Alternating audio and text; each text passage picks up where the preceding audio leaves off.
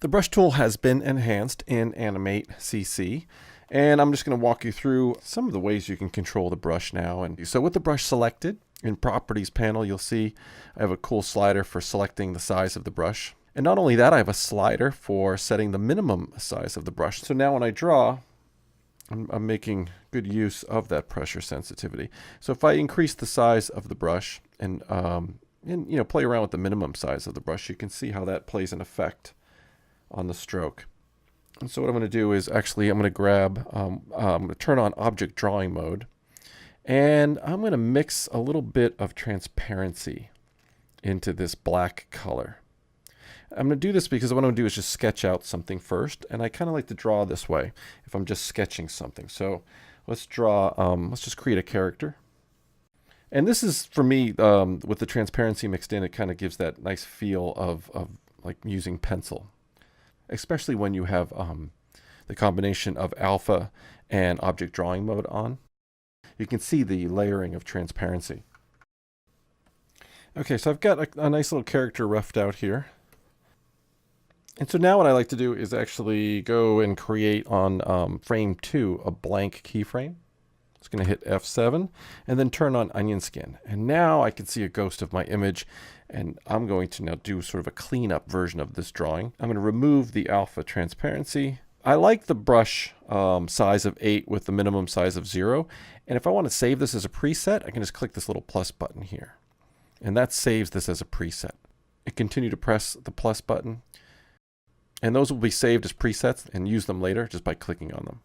So now I'm going to redraw and clean up my drawing in frame 2. I'm going to turn off object drawing. I'm going to do everything in this one frame.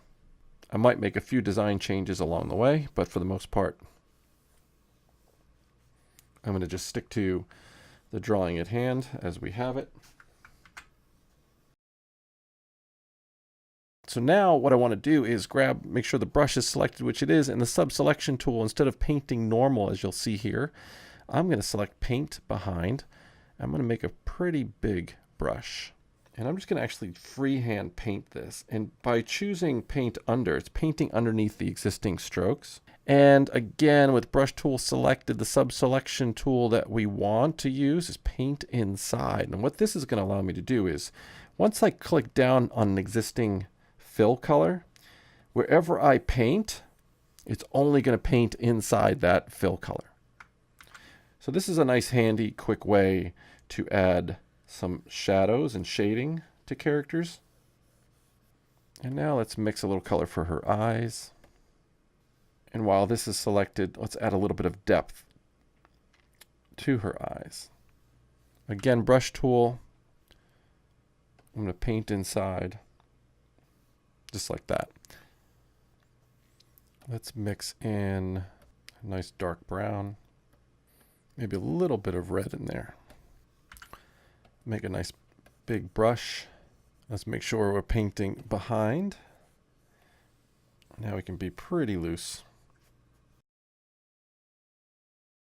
Now let's add a little bit of depth to her hair. So let's make some highlights. Just mix a lighter version of that.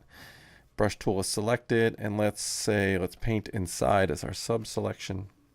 Actually, here's another cool sub-selection feature. If we select the brush, let's choose as a sub-selection paint selection, and then select just the hair fill. Now wherever we paint, we'll only paint inside the color that is selected. And this time I am going to go back to painting inside.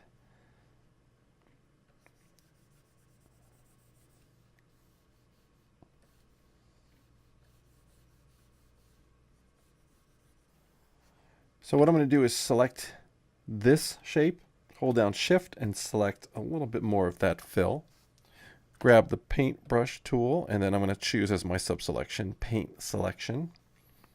And now I can draw her eyebrows in without worrying about overlapping the line of her hair right there. And that's just some of the ways you can use the brush tool to draw or paint inside of Animate CC.